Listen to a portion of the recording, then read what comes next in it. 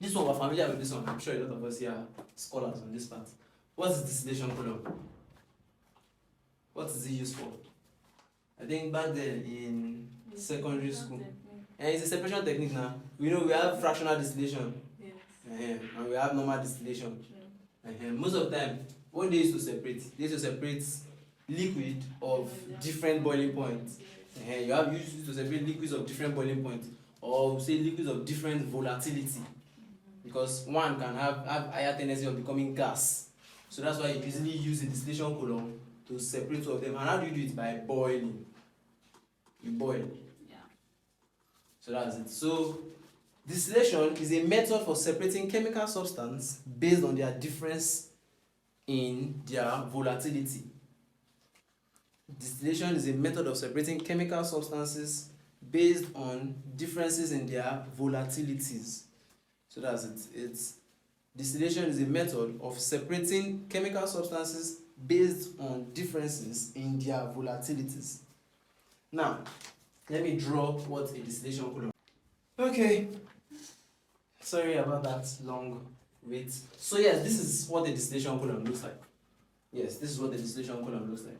Now, as I said initially, I said distillation column is used to what? To separate substances of different volatilities. Now, let's put it like this. When I say volatility, the one that has a tendency to evaporate, just put it like that. The one that has more tendency to evaporate. So, you have it here. This is the distillation. This is the main distillation part. So the feed, let's say the liquid now. Let's say you're carrying both ethanol and water, for example. Which one have tendency to evaporate more? Ethanol, right? Because it's an alcohol, it can easily fly away. It has a higher volatility, so you can easily evaporate compared to water. So if I put ethanol and water here, and I'm boiling it, the one that has higher volatility, meaning the one that can easily evaporate, is supposed to be at the distillate. Because look at it, vapor is supposed to go like this. But it turns out to be that as ethanol is evaporating, because ethanol has a higher volatility, as ethanol is evaporating like this, becoming as it's going as vapor, it will carry some amount of water along with it. So water also evaporates with it. So what happens is that as water evaporates with it, it comes to this guy here. This guy turns gas to liquid. That's condenser. It turns gas to liquid. So as it turns the gas to liquid, you now realize that water is still present in this thing that I'm carrying. It's not only ethanol, but it's only ethanol that's supposed to be at this distillate here. So what it does is, it will now throw water back here to be refluxed. So water will now come back here again to heat again, so that only ethanol will now come out. The same way, water is the one that's supposed to be going down here. But it happens to be that as water is coming down here, it's carrying some amount of ethanol. So because it carries some amount of ethanol, you have to now reboil this one. So you reboil this one so that gas can come back here. So that's what happens here. So here is for ethanol, and here is for water. So the most volatile one should be in the distillate, while the least volatile one should be at the bottom. So again, we have feed, distillate, bottom. That's the major thing in the distillation column. Feed, distillate, bottom. Don't forget that. So we'll go to the next one. Okay, so yes, this is a multiple effect evaporator. It does the job of an evaporator. What does evaporator do? Convert liquid to what? To gas. Abi? Yes. Is that not it? So this is a multiple effect evaporator. It's basically used in most companies. Now, if you notice, I'll be using dash lines to represent vapor. Dash lines are used to represent vapor in all cases. So use dash lines to represent vapor. So yes, the multiple effect evaporator functions exactly the same as an evaporator. I don't know if people have gone to, I don't know, Sha, if you've gone to any of this eatery, for example, if you look above their roof, you see something that looks as if it's sucking hair. Especially all those that used to, if you've watched all those Chinese movies when they are cooking inside their restaurant, you know that if the fire do, it's just follow one place and go like that. That thing is called an evaporator. It evaporates, sucks out the gas. So that's the same job of this idiot here. But think of it in the chemical line, using an evaporator. Now, if you want to use one evaporator, for example, it will convert liquid to gas, yes, but it will be consuming so much power.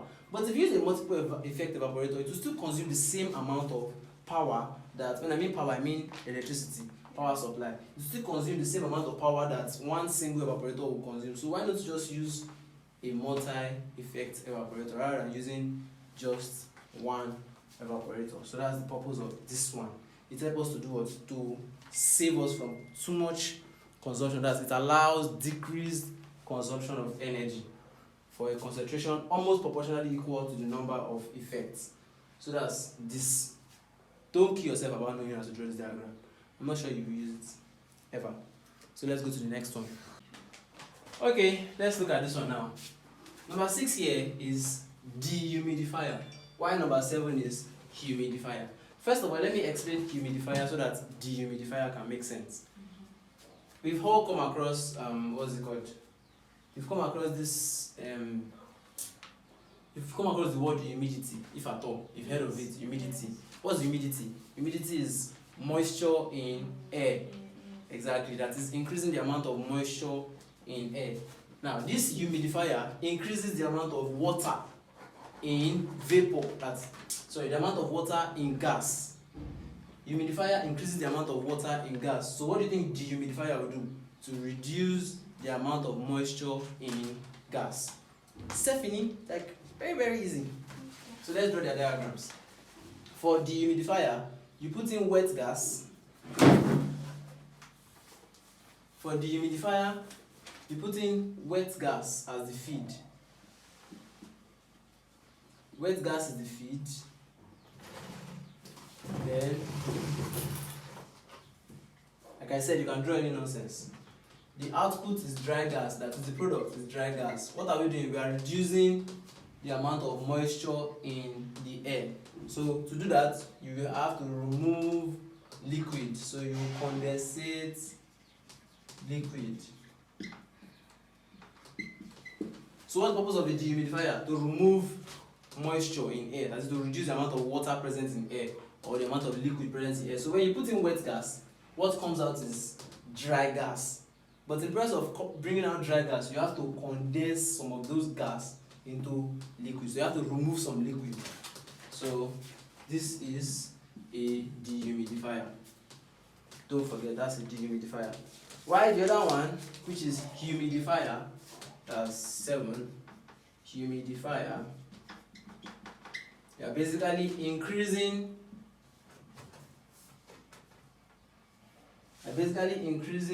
the amount.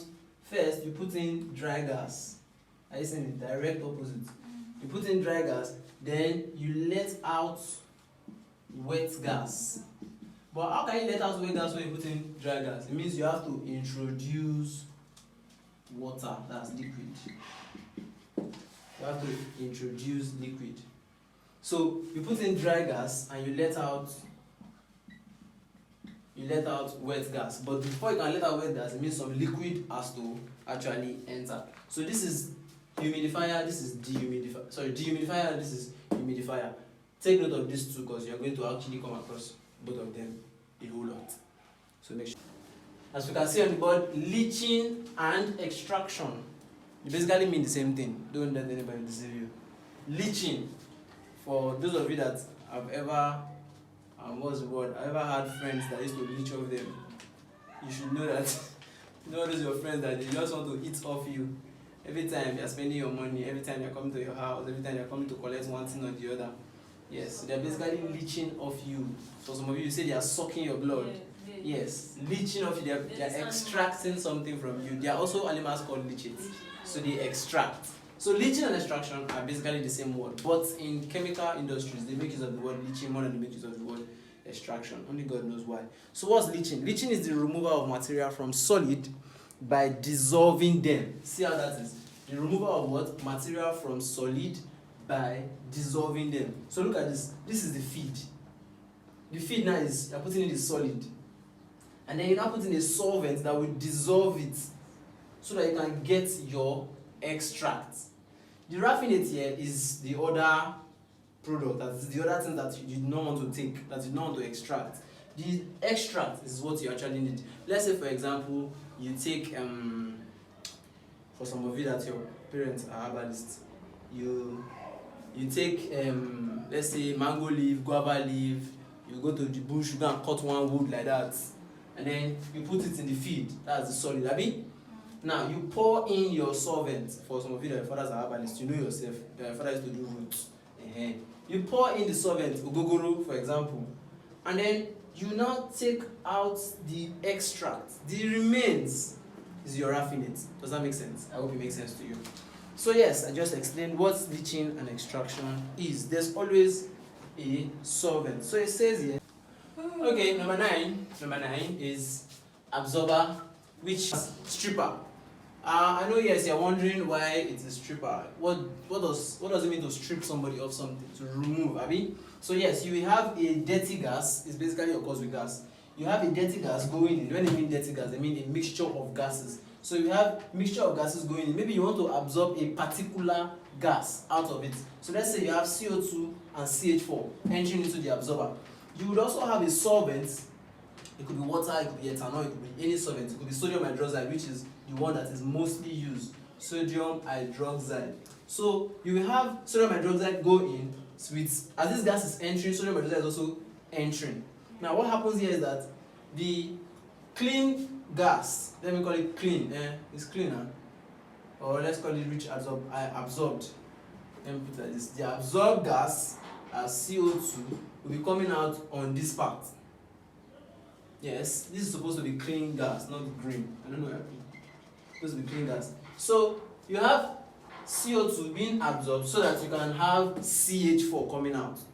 I always get that. You have CO2 being absorbed by this solvent, which is the absorbent, and then you have CO2 being absorbed coming out, and then you also have clean gas coming out. So it's more like a separation technique as well, but for gases. And the only way to do that is to strip one from the other. So that's basically why it is called a stripper. So let me give you the characteristics involved. So it says here, absorption process, I have the following characteristics. The purpose of this unit is to have the liquid absorb a component from the feed gas. Liquid stream flows down through the tower due to gravity, while the gas stream is pumped upward through the tower. What this means is, as liquid is coming in like this, the rich gas is going up this way. So that's basically what it is all about. So once again, we have absorber, stripper to be the number 9 one. See, don't worry, all the notes as regarding all of these details that you do not have, you can get the note. Just probably will put a way for you to get it. We have partial condenser and we have flash separator. They are very much alike. Now, the word partial condenser. First of all, what does a condenser do?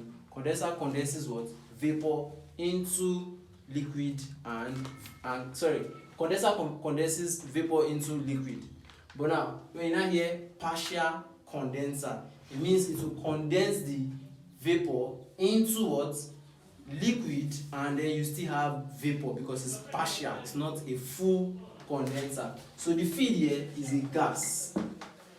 So the feed is a gas. It will condense into liquid and vapor. That's because it's a partial condenser. So the other one is flash separator. Flash separator basically converts liquid into vapor and gas. That's this one. Flash separator converts liquid, the feed is always liquid, into vapor and liquid.